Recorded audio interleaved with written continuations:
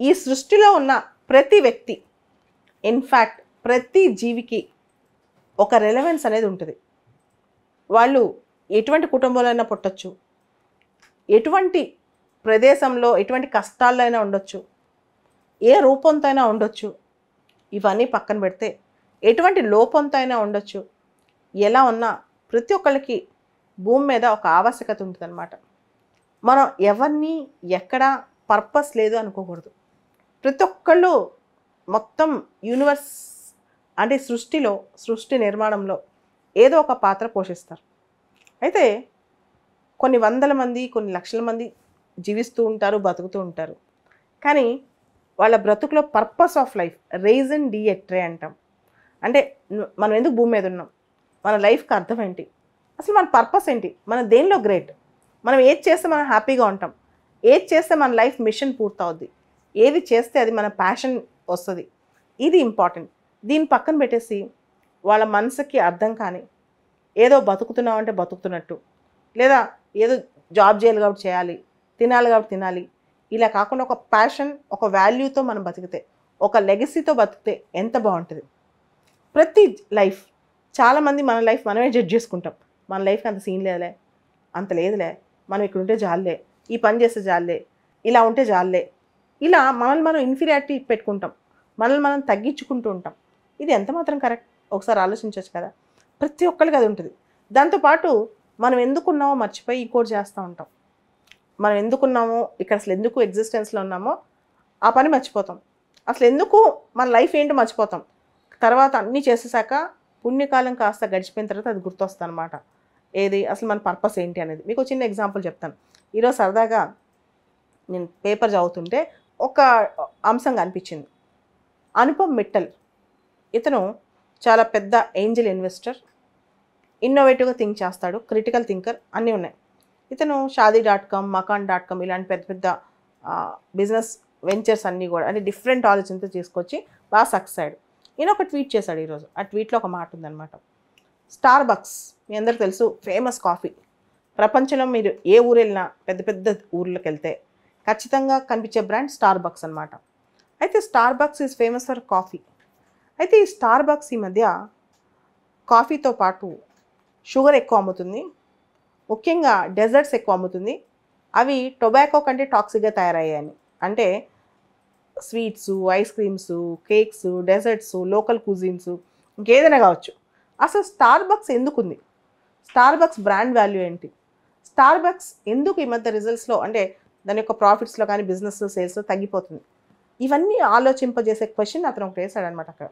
అదే అసలు వచ్చిన పని మర్చిపోయి నువ్వు ఈ స్థాయికి వచ్చిన కారణం ఏంటి? స్టార్బక్స్ ఒక కాఫీ, ఆ ప్రోడక్ట్, నీ బ్రాండ్స్ అవి పక్కన పెట్టి స్టార్బక్స్కి వెళ్తే కాఫీ షాప్కి వెళ్ళినట్టు కాదు, ఒక డెజర్ట్ స్టోర్. అంటే రకరకాల కేక్స్, రకరకాల డెజర్ట్స్, రకరకాల లోకల్ ఐటమ్స్ దొరికే స్టోర్లా మారిపోయింది. అసలు నువ్వు ఉన్న పర్పస్ ఏంటి మర్చిపోయింది స్టార్బక్స్. అందుకనే స్టార్బక్స్ లాసెస్లోకి వెళ్తుంది. ఈ మధ్య స్టార్బక్స్లో ఇంకోటి కూడా జరిగిందనమాట. స్టార్బక్స్కి ఇండియన్ CEO ఒక అబ్బాయి ఉండేవాడు, ఒక ఆయన లక్ష్మణ్ నరసింహన్ అని. ఆయన కూడా తీసేశారు. ఆయన ఒక మాట అంటాడు అనమాట, ఫార్చ్యూన్ మ్యాగజైన్కి ఇచ్చే ఇంటర్వ్యూలో ఒక మాట అంటాడు, నేను 6 తర్వాత వర్క్ చేయను, ఎవరైనా నన్ను 6 తర్వాత వర్క్ చేయించాలంటే చాలా పెద్ద ఇంపార్టెంట్ విషయం అయి ఉండాలి, నేను వర్క్ లైఫ్ బ్యాలెన్స్ బాగా చేస్తానని. నీకు ఒక ప్యాషన్ ఉన్నప్పుడు, ఒక సంస్థని డెవలప్ చేయాలని నీ చేతిలో ఉన్నప్పుడు, నేను 6 గంటల వరకే పని చేస్తాను, 10 గంటల వరకే పని చేస్తాను, వర్క్ లైఫ్ బ్యాలెన్స్ ఏంటి, ఇవన్నీ ఏం క్వశ్చన్స్ అన్నట్టు ఖచ్చితంగా స్టార్బక్స్ ఆలోచించి అతను కూడా రిమూవ్ చేస్తుంది. కానీ స్టార్బక్స్ ఫెయిల్యూర్కి ప్రధానమైన కారణం దాని లెగసీ అది కాపాడుకోవడం. ఎందుకు స్టార్బక్స్ పుట్టింది, అసలు ఒరిజినాలిటీ ఏంటి స్టార్బక్స్కి, ఆ స్టార్బక్స్ ఫ్లేవర్స్ ఏంటి, ప్రజలు స్టార్బక్స్కి ఎందుకు వెళ్తారు? కాఫీ కోసం వెళ్తారు. అక్కడ నువ్వేం చేస్తావు? వాళ్ళకి డెజర్ట్స్ పెడతావు, స్వీట్స్ పెడతావు, షుగర్స్తో వాళ్ళని ఎడిక్ట్ చేస్తావు. ఇదంతా చివరికి ఏమవుద్ది? స్టార్బక్స్ ఏ స్థాయిలో ఉంది, ఇప్పుడు ఏ స్థాయికి వచ్చేస్తుంది, ఏ స్థాయికి దిగిపోయింది. ఇదే ఇంపార్టెంట్. మనం ఏ స్థాయిలో ఉన్నాం, మన ప్యాషన్ ఏంటి, మన ప్యాషన్ ఎక్కడుంది, మనం ఎక్కడి నుంచి స్టార్ట్ చేసి ఏం చేస్తున్నాం? ఒకసారి ఇలా ఆలోచించుకుంటూ పోతే 100లో 99% మంది ఒకటి అనుకుని స్టార్ట్ చేస్తారు, ఒక దానికోసం కృషి చేస్తారు, అది ఏ రంగమైనా సరే.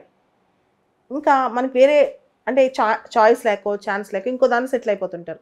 వాళ్ళ ప్యాషన్ని చంపేస్తారు, వాళ్ళ లెగసీని చంపేస్తారు, వాళ్ళు ఎందుకు ఉన్నారో ఎగ్జిస్టెన్స్ని మర్చిపోతారు, ఇంకేదేదో చేస్తుంటారు.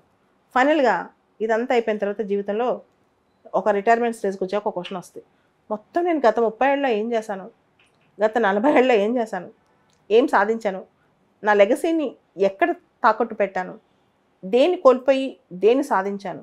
అంటే మనం డైమండ్స్ కాస్ట్ పెట్టి గ్లాస్ కొనుక్కుంటున్నాం, అంటే వజ్రాల విలువ పే చేసి గాజు ముక్కలు కొనుక్కొచ్చుకుంటున్నాం అనమాట.